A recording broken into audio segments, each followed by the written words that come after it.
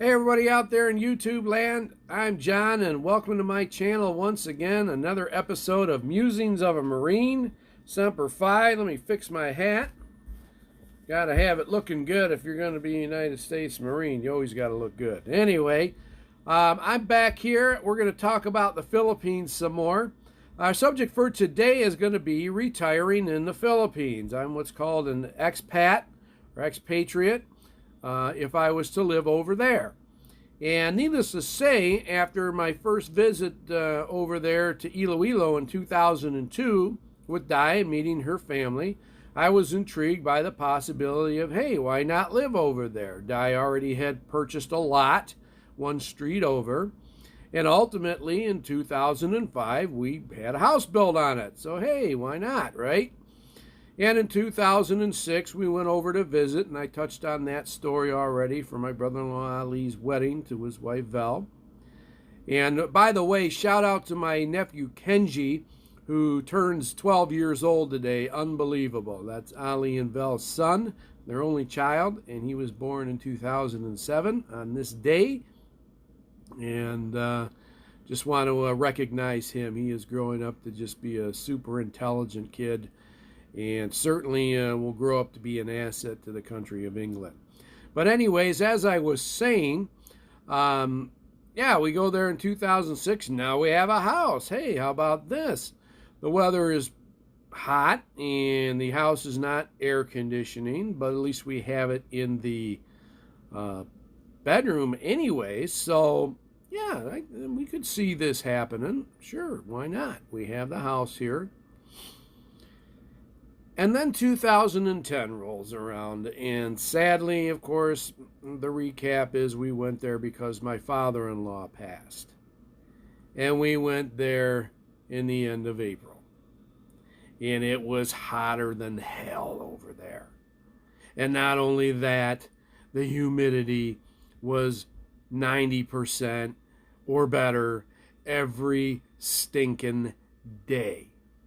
And it didn't even rain all that much. We actually had a drought. All the people there for Papa's wake, it got to the point where our well actually ran out of water. We had people staying with us. But that didn't stop it from being humid. And the air was stale, and we weren't getting the ocean breeze. And I swear it was a good thing that they had built this resort called the Centennial near our house, which had a swimming pool in it. My nephew Bob and I were there practically every day, and Pito when he could be. And if we weren't going there, we were most definitely in an air-conditioned place. I mean, you got up in the morning. This is the first time I've ever been in the Philippines where I got up in the morning and I didn't even want a cup of coffee. It was that hot out. I mean, give me a Coke instead to drink. So I learned firsthand just how hot and miserable it can be. And unfortunately, it makes you think twice about, boy, I'm from the state of Michigan, man. You see the snowflakes on my sweatshirt here? Is that a place I really want to live? But nonetheless, the thought was still in my mind.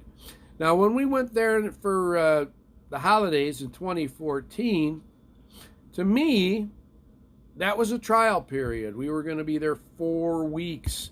So I had plenty of time to experience life in Iloilo, and I couldn't believe, and this is one of the pluses about anybody thinking of retiring there, that city is growing in leaps and bounds, and you would not believe it. And they hadn't even started Mega World yet, okay? And you already could see the difference. The Plazuela plaza that they built next to the big SM City Mall with its shops and restaurants and everything. And this may sound like the craziest doggone thing, but when we were in the shopping mall one time, I had to use the bathroom, and I noticed in the bathroom in SM City's store, there was actually toilet paper in the bathroom. Yes, and that doesn't normally happen in the Philippines. But if you're going to attract foreign investors, you got to have that. There was seats on the toilets even. That doesn't happen very often in the Philippines when you're in a public restroom. They had a guard in the restroom, and that was probably a good thing to make sure nobody stole any of that stuff. So the only issue with that was if you had to take a dump, you had to get the toilet paper by the sink. So you had to try and judge how much you were going to need while you were in the stall. So, but nonetheless, you could tell the city was coming a long way. So to me, this was going to be the trial period. Now, granted, we're there in December. It's not that hot out anymore. Yeah, we'd get sweaty walking to church in the morning, but there was a time, as I mentioned, where it wasn't even hot enough to go swimming one day when we had a birthday party for Kenji. The wind was coming off the sea, and it was, a day where, there was a chill in the air. You didn't want to go jumping in the swimming pool unless you were a kid. So you ran into that and thinking, hey, it's not always miserable here. But there was other issues, of course. You remember that the house only had an air conditioning unit in the bedroom, the main bedroom, and what are you going to do the rest of the year, right? And Diana did not want to put central air in there. It would cost an arm and a leg to do that. So it made me think. And on top of that, now we had a neighbor with his big stereo, at least a big speaker for his stereo, and he loved to blast that thing throughout the night.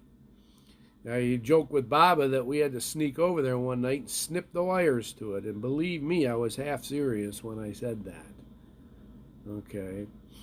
And then at that kind of stuff there, Filipinos are loving people. They're very hospitable. They're very respectful, except for when it comes to stuff like that, and especially the poor people. And they just going to do what they're going to do, and most people just kind of grin and bear it. And me, as a Westerner, as an American, I'm not about grinning and bearing things, okay?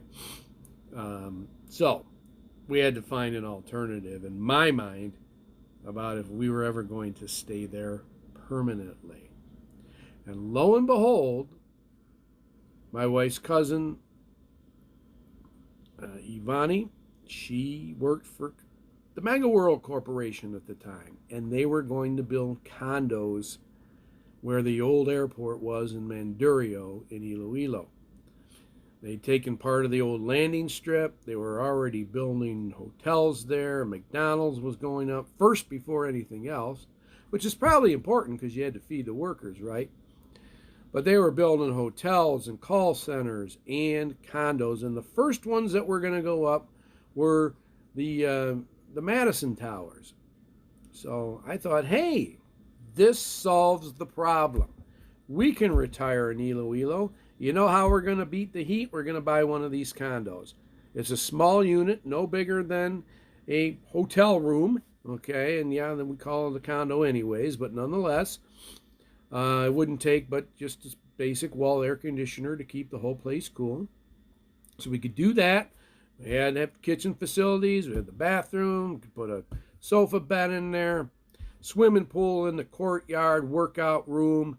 Brand new mall with air conditioning and a supermarket right across the street. The McDonald's is right across the street. Okay.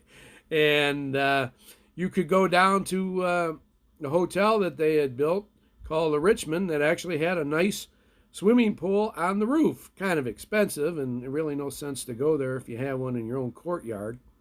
But problem solved. And so we bought the condo, and we just bought a small little studio one, but nonetheless, to serve that purpose. And I figured on the hot days now, March and April, May, we're covered. Because when we were there in 2010, I may have mentioned it before, it got up over 100 degrees one day in Iloilo, Fahrenheit, and that didn't include the humidity that was going on too. So I figure we're covered. But then a little snag ran into the situation. And my wife Diana has always been a little hot and then a little cold about retiring over there. But then the big snag came along. I donated a kidney to my brother, and I've mentioned this before. And now all of a sudden, the health care in the Philippines isn't good enough for me. And so, I don't know if we're going to retire over there or not. But I would sure like to. And not just because one of my favorite people in the whole world, my nephew Baba, is over there, but that certainly is one reason. It is also because of the cost of living. They do have medical care over there. They do have good doctors and good nurses. And as more and more expats move into Iloilo, I fully believe that eventually there's going to be some sort of health insurance programming going on there. The only snag is if anything happens to me medically because of this kidney donation, the only way it's going to get paid for is American Medicare. So that's the dilemma that I'm in right now about retiring in the Philippines, and of course trying to convince the wife to do it too. So, little bit of personal information. Hopefully Diana, if she ever finds out about it, doesn't mind me saying it, but that's why I have this forum, folks. I want to be open and honest. I know there's a lot of expats who do retire in the Philippines. My next episode here on Musings of a Marine, we're going to talk about our final trip there, or at least the most recent one. And I do want to mention that while we were over there, Baba and Pito and I were taking the pump boat from Iloilo to Guimaras, and I actually ran into a guy from Dearborn, Michigan, which is like one city over from where we live. So that was pretty cool.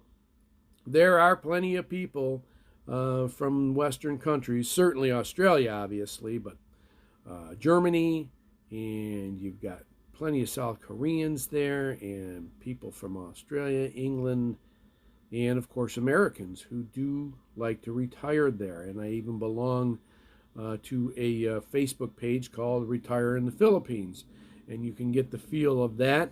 There's a guy from the area in which I live who lives in Sikihor of all places, full time. He's was in the United States Navy, and him and his wife are putting together a restaurant. He makes specialty pizzas, setting himself up nice.